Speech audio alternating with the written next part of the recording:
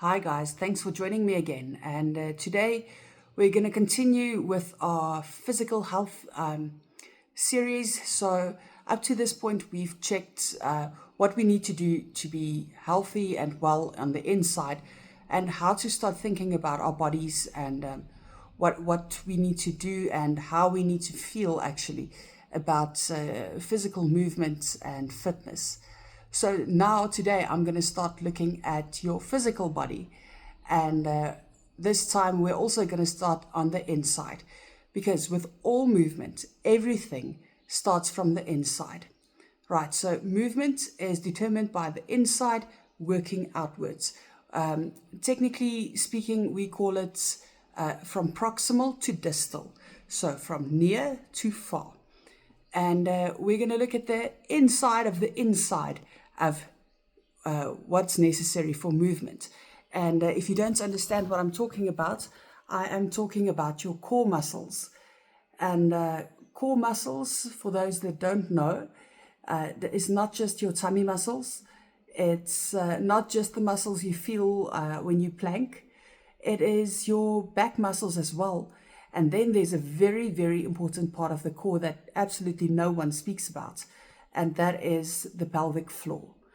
So two parts to your core muscles. We've got pelvic floor and the core muscles, which includes tummy muscles and back muscles. So first I'm going to explain core muscles to you. Now this is actually the outer layer. It's the second part that I'm going to explain first. So core muscles, these are the ones you are more familiar with. So what they do is they support your spine, they support the pelvis, everything that's needed for posture. Any postural anything is determined by the core. So for movement to occur, we also need strong core muscles.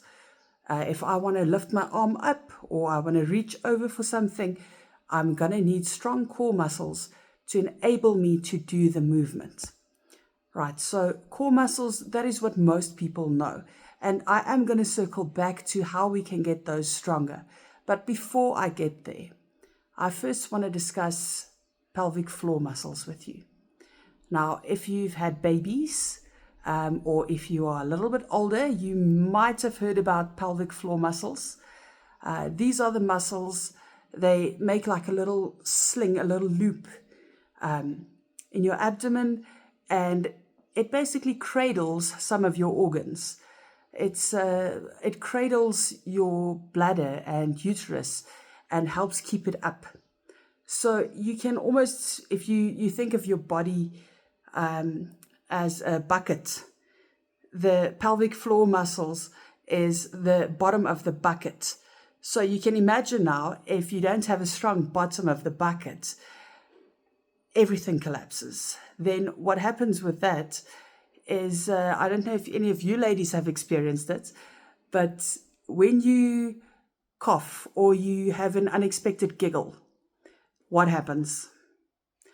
There may be a little bit of wee coming out at the times you really, really don't want it to come out.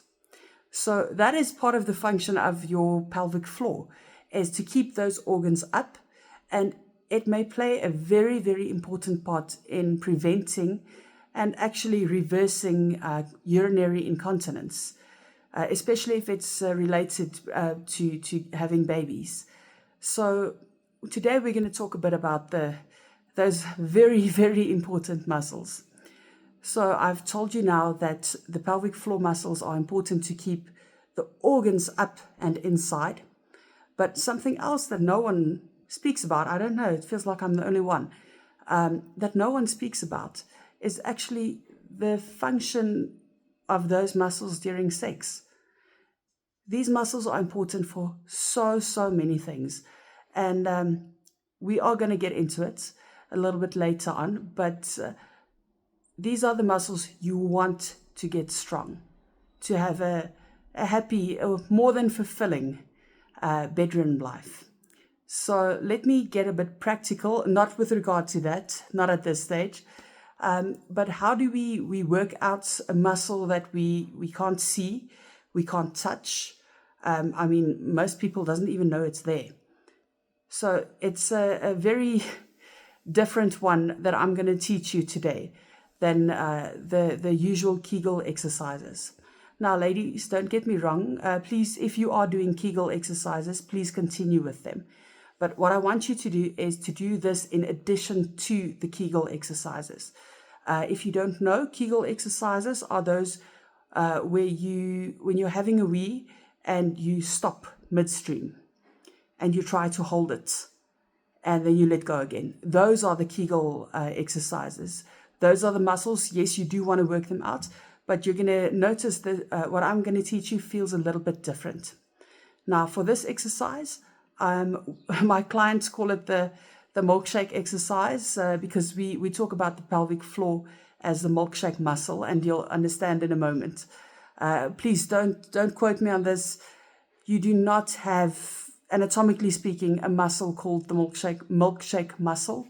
It's just something I use with my clients that has worked well in the past. So what I want you to do is, let me first just give you the technical stuff or the need to know stuff. If you're starting out, let's try for 10 repetitions, 3 times a day, and then slowly increase from there. This is something you can do while sitting at your desk. You can do it while driving. Just please don't lose your concentration, your focus on the road. So it's quick and fairly easy once you get the hang of it. So this is instantly going to improve your posture. And this is also very important to help you to get those pelvic floor muscles up. Right, so the milkshake exercise. I want you to imagine having to drink a double thick milkshake through a very thin straw, but not through your mouth, through your downstairs.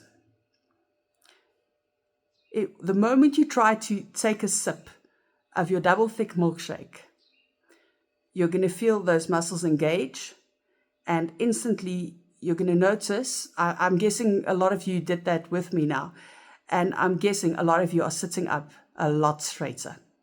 So that's the milkshake muscle and the milkshake exercise. So let's see for the rest of the week if we can maybe get everyone doing that. And I'd love to hear your feedback in terms of posture, in terms of, just what you're feeling with that. So that's the starting point for all good exercise. We're going to build from here, where I'm going to teach you what exercises to do, when to do them, how to do them, and which exercises do we do together. But we're going to get into all of that later on. And I hope you enjoy drinking your milkshake, and I hope you have a very good day. And please remember, you are fearfully and wonderfully made.